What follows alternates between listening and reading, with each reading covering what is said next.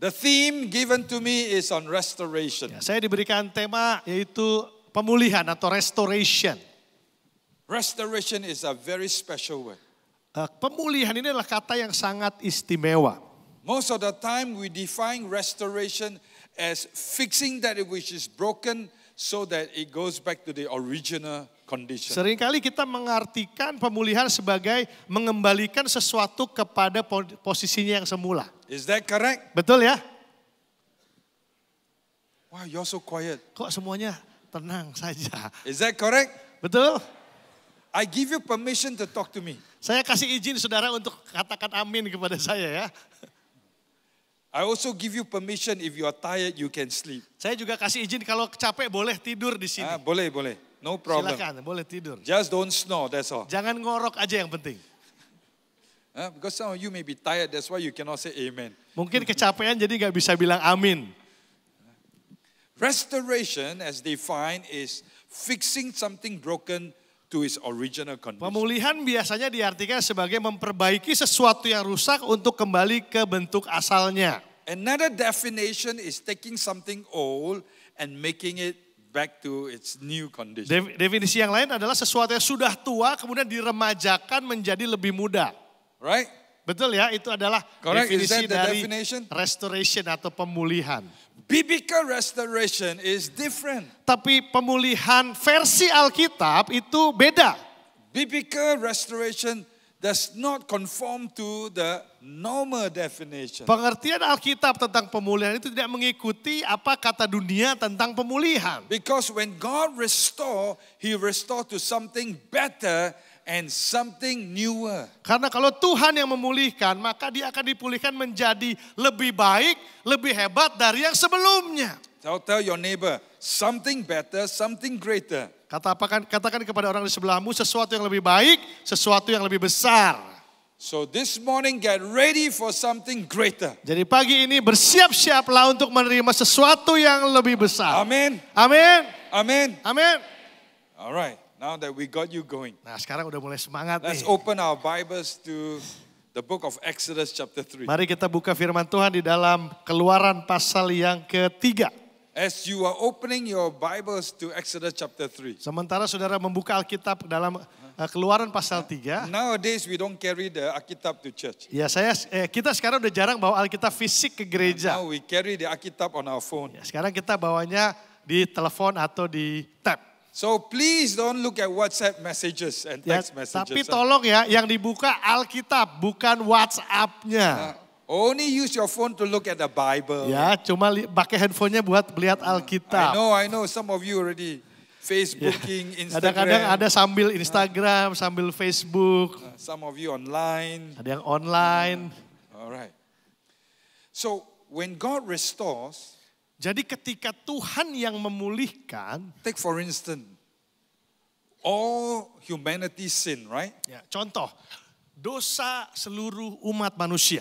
Because Adam sinned, all of humanity Karena sinned. Adam jatuh dalam dosa, semua umat manusia God berdosa. had to send Jesus to die for Tuhan us. mengutus Yesus Kristus untuk mati bagi And the kita. Bible described Jesus as the perfect man. Dan Alkitab menyatakan Yesus adalah manusia atau Adam yang sempurna. So the perfect man came to restore. Adam yang sempurna itu datang untuk memulihkan. At the cross we are restored. Dan di kayu salib kita menerima We pemulihan are restored kita. to eternal life. Kita dipulihkan untuk masuk ke dalam hidup kekal. Just like Adam and Eve they had eternal life. Sama seperti Adam dan Hawa dulunya punya hidup kekal. However, Namun they can only have eternal life when they eat of the fruit of life. mereka hanya boleh punya hidup kekal kalau memakan buah kehidupan. But they ate the fruit of good and evil. Tapi yang mereka makan adalah buah pengetahuan was the yang baik problem. dan jahat. Itu masalahnya.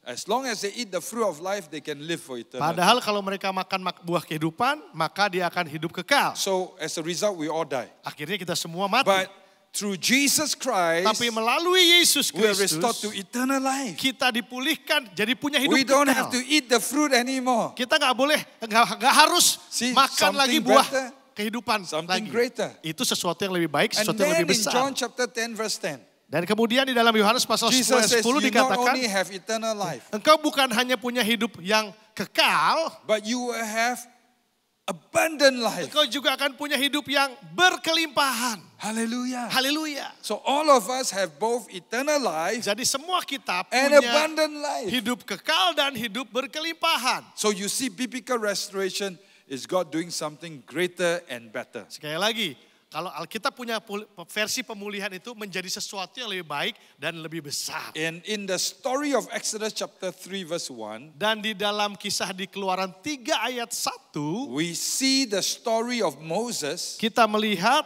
cerita dari which is Musa. the story of restoration. Dan cerita ini adalah cerita pemulihan. The title of my sermon this morning Judul dari khotbah saya pagi ini is adalah Sekarang Musa.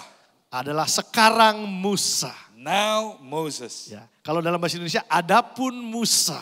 Now turn to the person and says, Adapun Musa.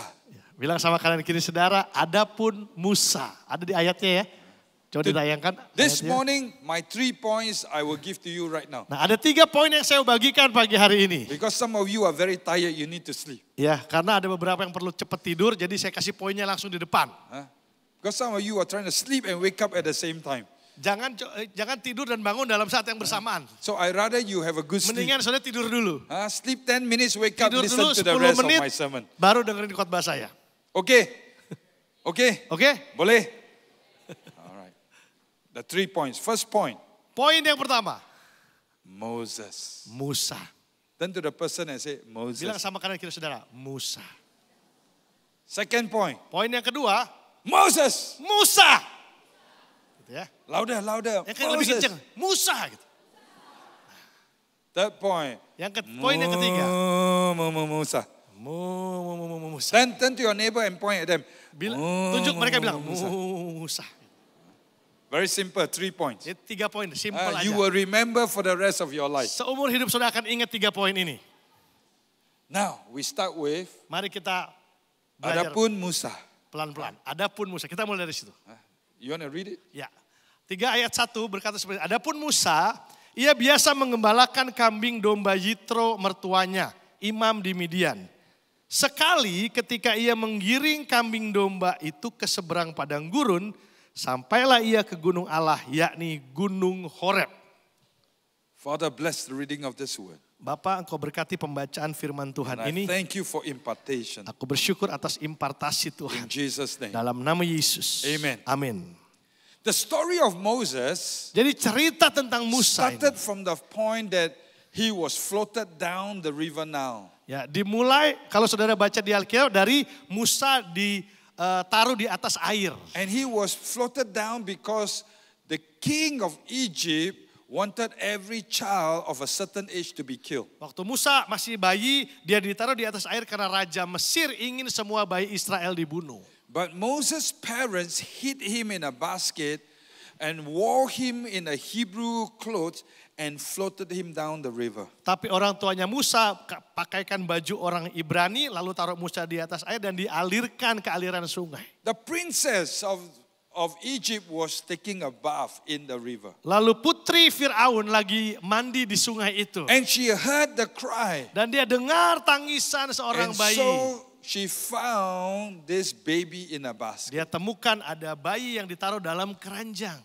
She fell in love with this baby Putri ini jatuh cinta kepada and bayi itu. decided to adopt the baby. Dan memutuskan untuk In mengangkatnya fact, menjadi she anak. says, this is a Hebrew child. Dan dia tahu bahwa ini anak orang Ibrani. But she loves the child. Tetap dia sayang anak So itu. she said to her servants, Jadi dia bilang sama pelayan-pelayannya. because he's a Hebrew child, Karena ini anak orang Ibrani. find a Hebrew nanny to raise this child with me. Ya, carikan pengasuh atau neni dari orang Ibrani juga untuk membantu saya All membesarkan right, you dia. can read that in Exodus chapter 1 and 2. Saudara bisa baca cerita lengkapnya di Keluaran 1 dan Keluaran 2. So as a result of this adoption, Karena dia diadopsi, God by his grace brought Moses' mom to become the nanny. Tuhan kasih anugerah sehingga apa yang terjadi? Mama kandungnya Musa sendiri yang jadi neninya dia. And obviously the mother would have raised him as a Hebrew child. Dan tentu saja akan dibesarkan sebagai orang Ibrani. Even though he was adopted by the princess of Egypt. Walaupun sudah diadopsi oleh putri dari Mesir. He took on the Egyptian culture. Musa belajar tentang budaya orang Mesir. Studied in the Egyptian school. Musa belajar di sekolah orang Mesir. School in the finest university. Dia belajar di sekolah paling top, di He universitas paling became the bagus. army commander. Dia menjadi komandan pasukan tempur dari Mesir. But because he had the mentality of a Hebrew. Tapi karena mentalitasnya adalah orang Ibrani. The Bible tells us one day he saw a Hebrew being bullied. A Hebrew slave being bullied by the Egyptian. Alkitab menceritakan satu hari Musa ketemu dengan seorang Ibrani, seorang Yahudi yang dianiaya oleh orang And Mesir. in his mind, today is the day I can become the deliverer of the Hebrew people. Dan dia berpikir, wah hari ini aku bisa menjadi penyelamat atau pembebas bagi orang Yahudi, orang Ibrani.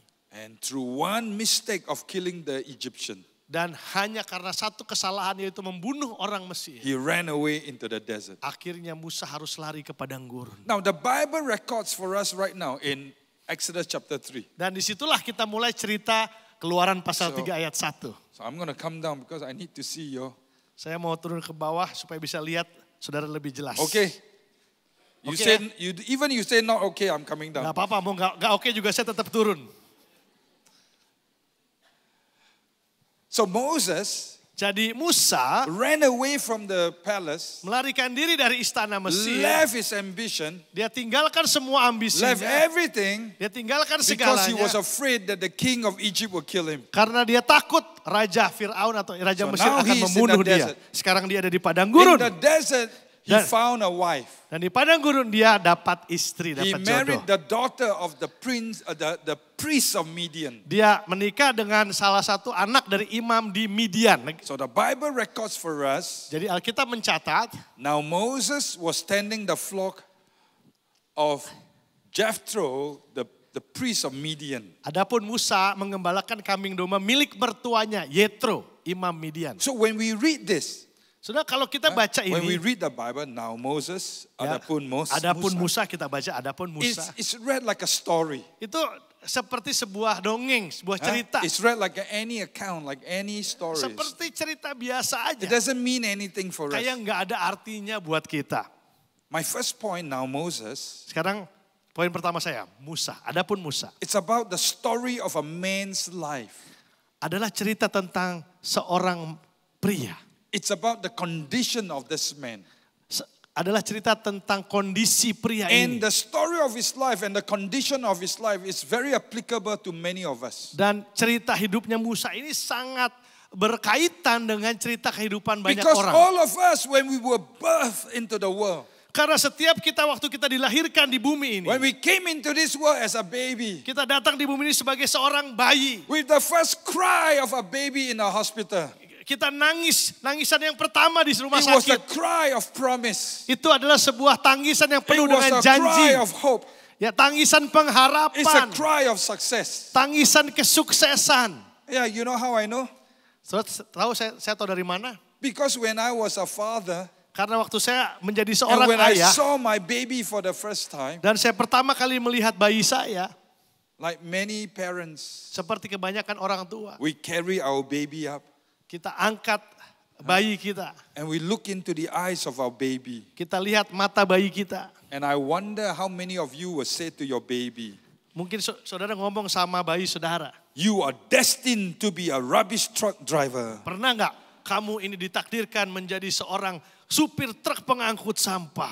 You are doomed for failure. Kamu terkutuk untuk menjadi orang yang gagal. Any parent do Ada that? yang pernah kayak gitu orang tua yang punya punya Di bayi? sini ada. Ada nggak yang kayak gitu? Only if you tidur then you say ada. Kalau tadi saudara tidur baru saudara ada kayaknya.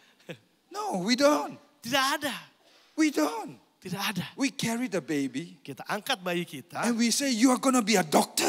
Dia bilang kamu akan jadi dokter. You're going to be an engineer. Kamu akan jadi insinyur. You're going to be better than Pak Arif. Kamu akan lebih baik dari Pak Arif.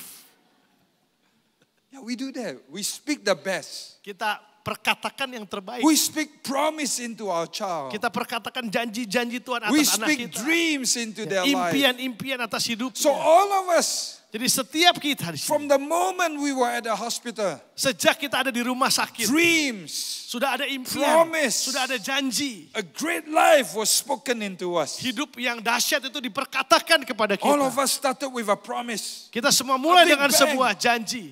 But then one mistake, Tapi gara-gara satu kesalahan, one mistake satu kesalahan, caused us to run away. bikin kita lari dari kehidupan. Isn't it true? Benar kan seperti One itu? decision, Hanya karena satu one keputusan, bad decision. satu keputusan yang salah. And for the rest of our life, Dan the sepanjang promise is all gone. umur hidup kita, janji itu hilang. That's Moses' life. Itulah hidupnya Musa. So when we read now Moses, it describes a man who is in pain, who is in depression. Waktu kita baca adapun Musa, Alkitab sudah menceritakan seorang pria yang penuh dengan depresi, It penuh describes dengan a rasa man who sakit. is a failure. Pria yang merasa hidupnya gagal. It describes a man who is a nobody. Pria yang bukan siapa-siapa. It describes a man who is defined by failures of his past. Pria yang hidupnya didefinisikan dari kegagalan masa lalunya.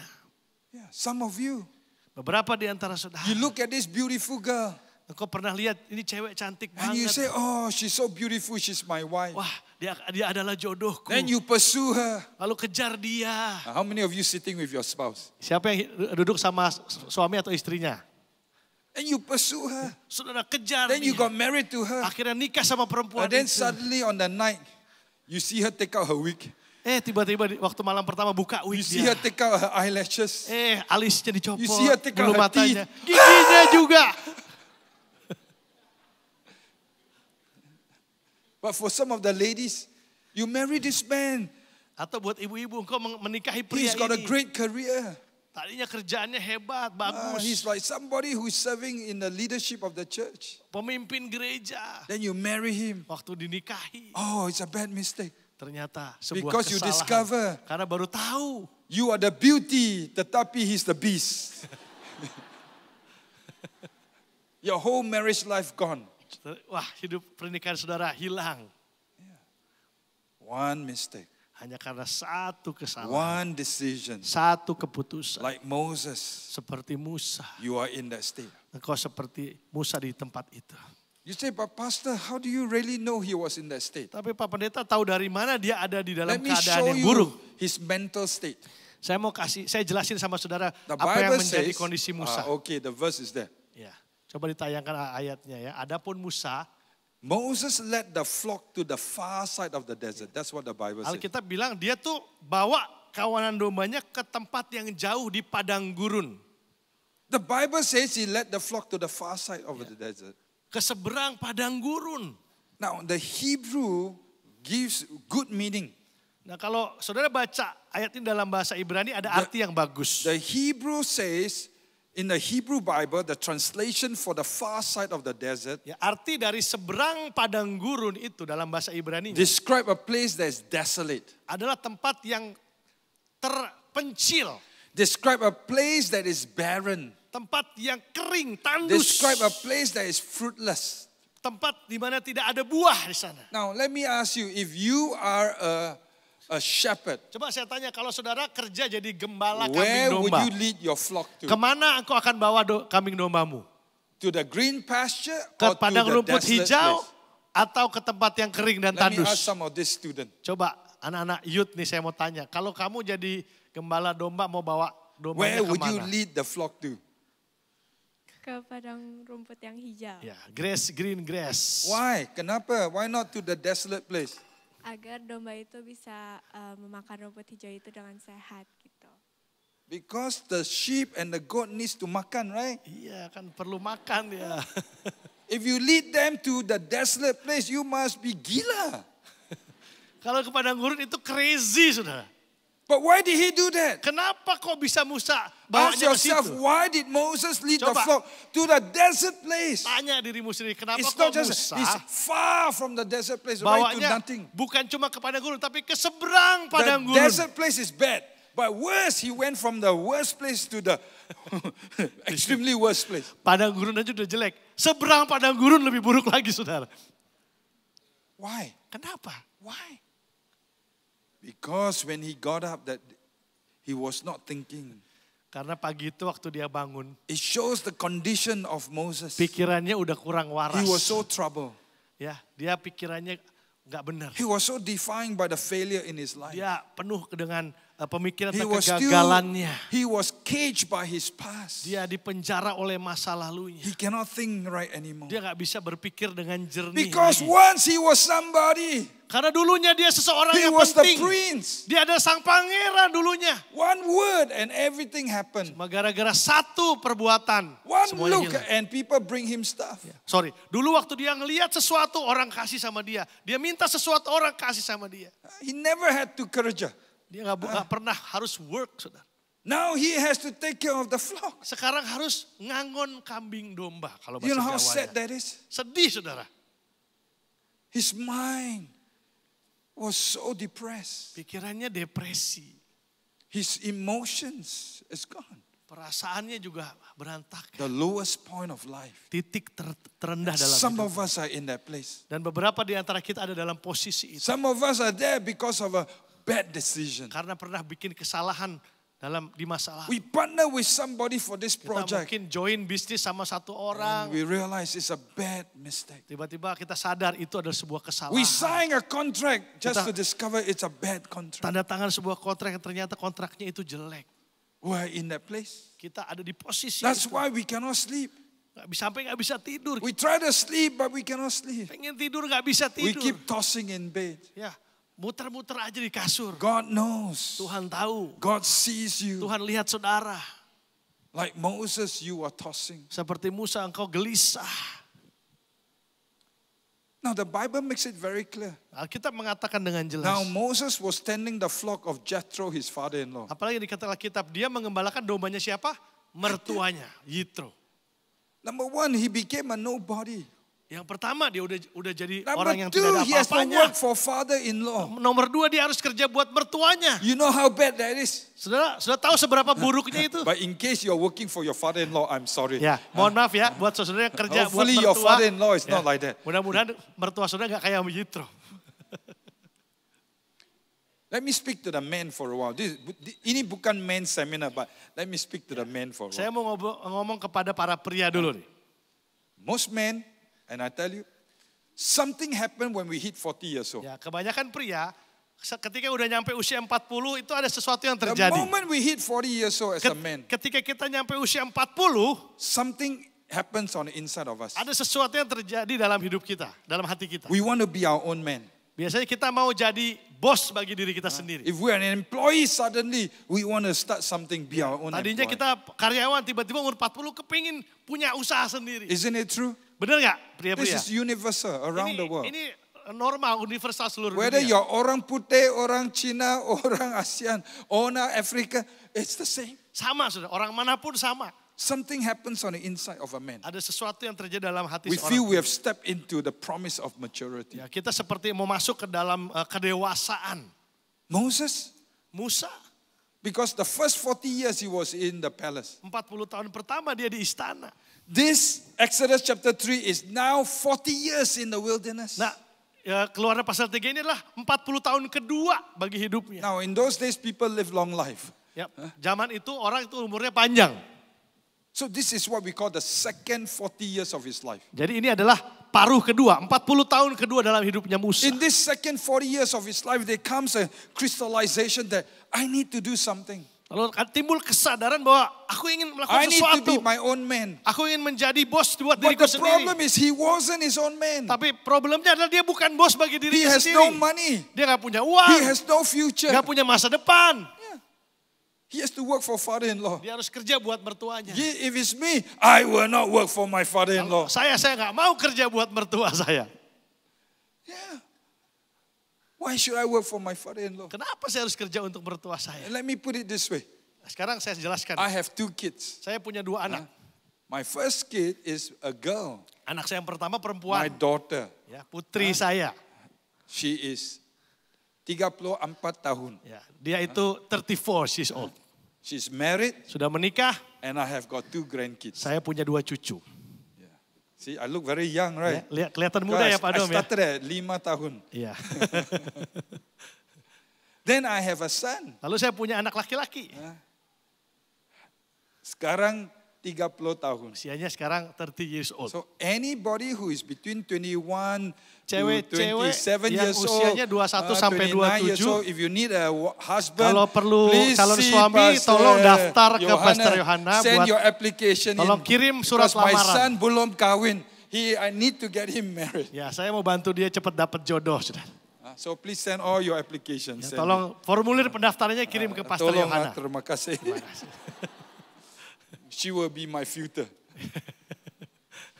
So I have 2 kids. Saya punya 2 anak. Could you imagine my son-in-law coming to me? Bisa bayangkan nggak kalau menantu laki-laki Marry my saya, only daughter. ya, yang menikahi satu-satunya anak Marry my perempuan saya, princess.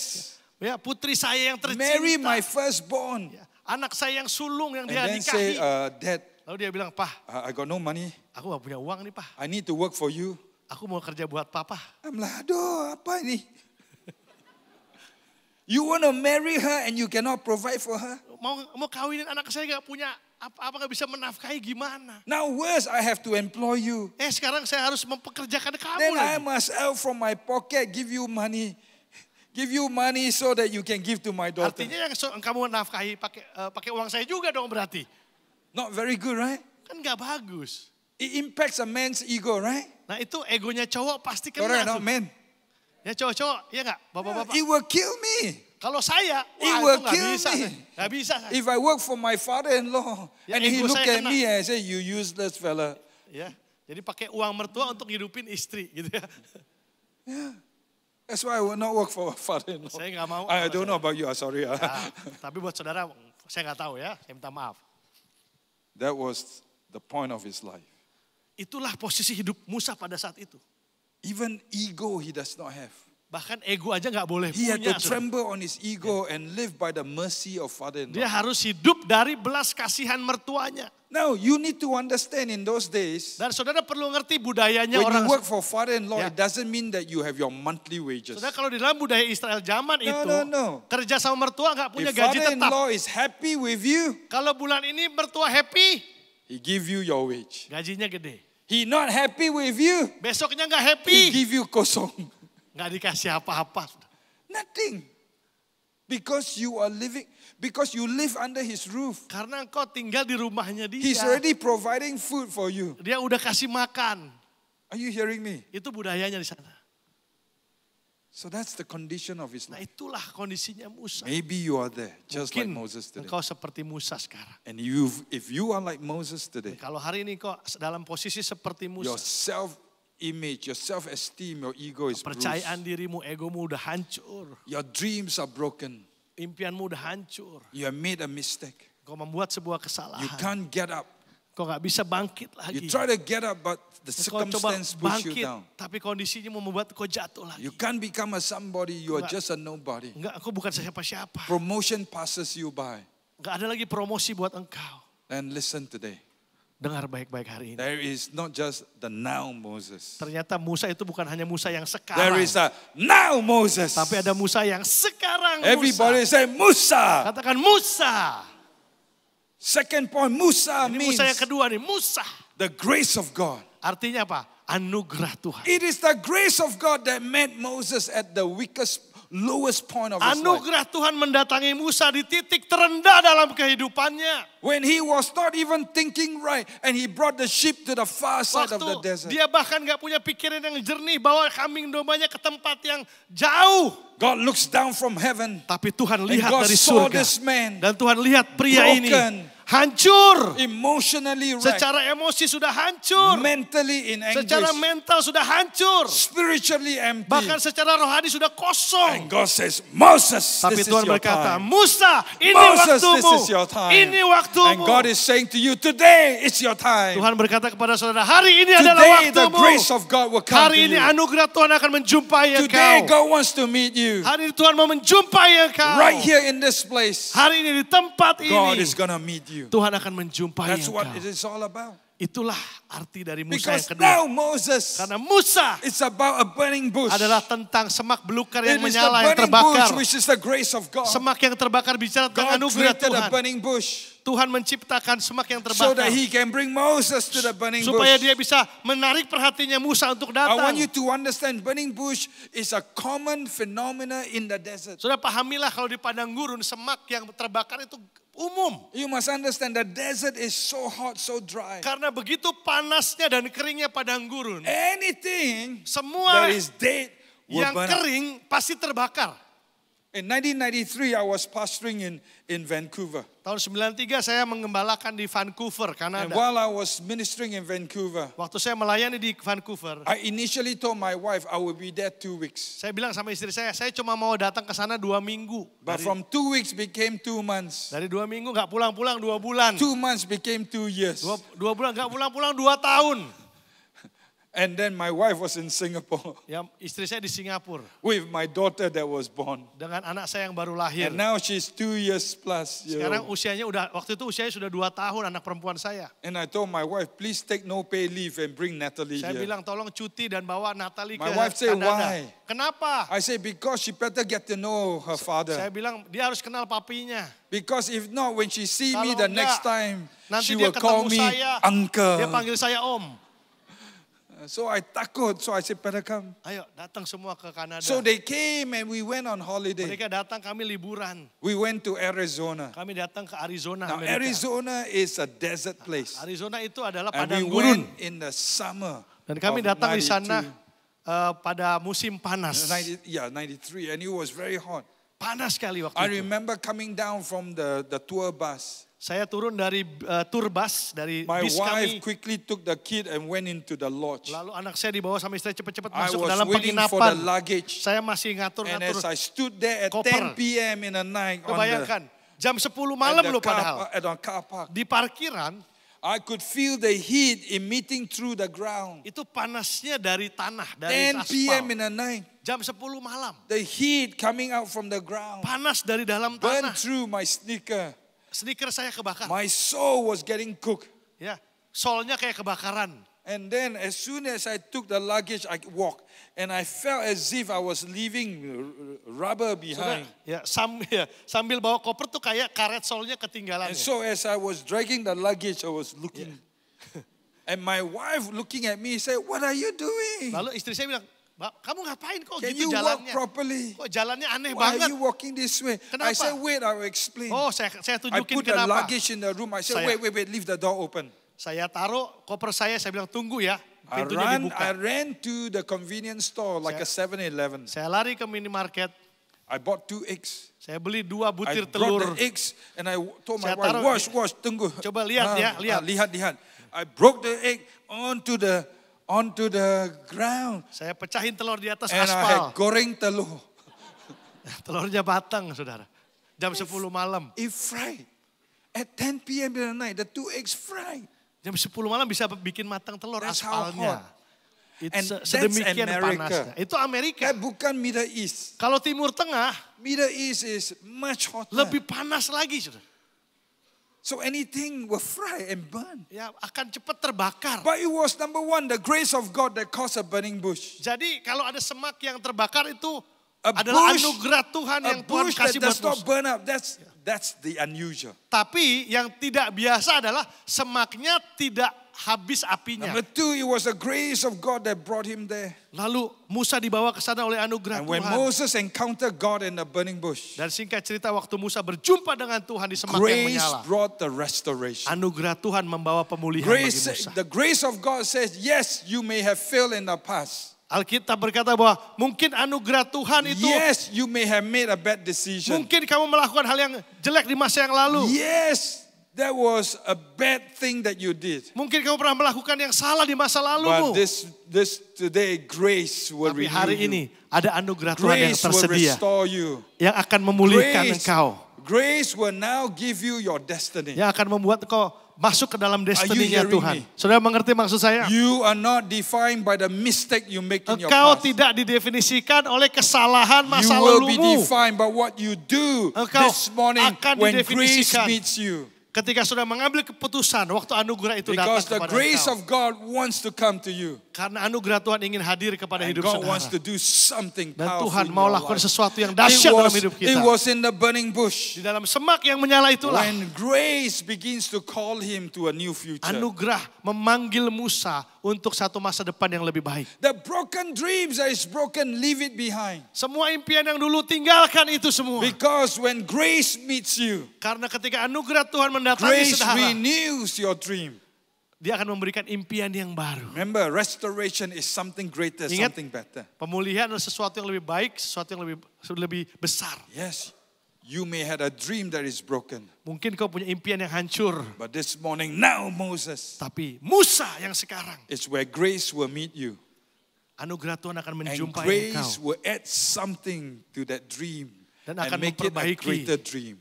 Memperbaiki mimpi saudara menjadi impian yang lebih baik lagi. God has something greater for you. Tuhan punya sesuatu yang lebih hebat buat God saudara. has something greater for you. Tuhan punya sesuatu yang lebih besar buat saudara. What you do with this decision now will pivot you into your destiny. Keputusan yang saudara ambil hari ini akan membawa engkau ke dalam tujuan akhirnya Are you Tuhan. hearing me? Saudara mengerti maksud My saya? last point as I close because of time. Ya, saya akan tutup dengan poin yang terakhir karena waktu.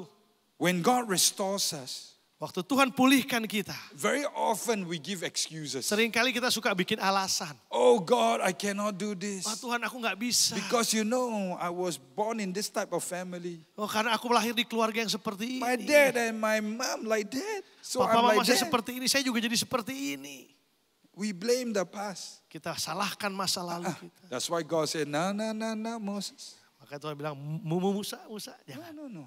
Jangan. Because God wants to render every excuses away. Tuhan mau hilangkan semua alasan-alasan kita, excuse kita. I'm a Bible school dropout. Ingat saya ini nggak I lulus told sekolah God. Alkitab. Hey God, all the pastors, all the pastors in Trinity, Ya, semua pendeta yang ada di bawah BA, kepemimpinan saya. MA, PhD, Ya, semua. semuanya PhD, S2, S1 semua. Aku, semua tak ada. Do you understand? Saudara mengerti ya? I cannot be defined by my past. Tapi saya nggak boleh mengizinkan diri saya didefinisikan oleh masa I lalu. must be defined by the grace. Saya harus didefinisikan oleh anugerah Tuhan. And then I have to say, God, Dan saya harus okay. berkata, Tuhan oke. yes. Ya, Because every yes karena setiap ya brings me to my destiny. membawa saya lebih dekat kepada destiny saya. Every yes from you Setiap kata ya will bring you to your destiny. akan membawa engkau kepada destininya So Tuhan. we're going to worship right now. Kita As akan the menyembah worship Tuhan. team Mari comes. tim pujian penyembahan And boleh as the bantu worship kami. team comes, listen very carefully. Dengarkan baik-baik saudara. God is in the burning bush waiting for you. Tuhan ada di semak terbakar dan menunggu God knows your saudara. past. Tuhan tahu masa lalu God saudara. knows your mistake. Tuhan tahu kesalahan God saudara. knows the errors that you make. Tuhan tahu kesalahan yang kau God lakukan. knows the temptation that you have fallen into. Tuhan tahu bahwa kau pernah jatuh dalam God knows the pencobaan. sin that you are battling with. Tuhan tahu dosa-dosa yang sedang kau gumulkan But hari God ini. is saying, today I have the burning bush for you. Tapi hari ini Tuhan punya semak yang terbakar buat engkau. Because there is the now Moses right here. Karena ada Musa yang sekarang. And this burning bush, this encounter Dan, will restore you dan for the perjumpaanmu future. dengan Tuhan hari ini akan memulihkan masa depanmu. Are you hearing me? Saudara mengerti maksud saya? Let's all stand as Mari the kita worship team bangkit comes. berdiri. Father, in the name of Jesus, Bapa dalam nama Yesus. I pray for every man and woman. Aku berdoa untuk setiap umatmu. I pray, oh God, that Tuhan, you will help us to say yes to aku you. berdoa supaya kami semua boleh berkata ya. So that every yes will take us to our destiny. Supaya kami bisa dibawa kepada destiny I kami oleh pray for the perkataan ya destiny kami. of God to be Aku unraveled into their berdoa life. supaya ada destininya Tuhan yang terbuka hari ini. I pray, God, that there is the assurance of your presence. Terima kasih Tuhan, kami berdoa supaya ada hadirat Tuhan yang mengalir. And I thank you. Terima kasih Tuhan. Today you're going to take the ordinary and make them Hari ini extraordinary. Engkau akan bawa orang-orang yang biasa ini menjadi orang-orang yang luar biasa. Because today you're going to take the nobody and make them a somebody. Hari ini Engkau akan bawa orang-orang yang bukan siapa-siapa menjadi seseorang yang penting di hadapan You're going Tuhan. to take the non-educated Engkau akan mengubah orang-orang yang tidak berpendidikan to confound the wise. untuk mempermalukan orang-orang yang You are going to bijaksana. take those that are discriminated Orang-orang yang dulu pernah mengalami and diskriminasi, cause them to be penganiayaan. honored by all. Dan Tuhan akan ubahkan menjadi orang yang dihormati. So thank you, Father, Terima kasih Bapa. in Jesus' name. Dalam nama Yesus.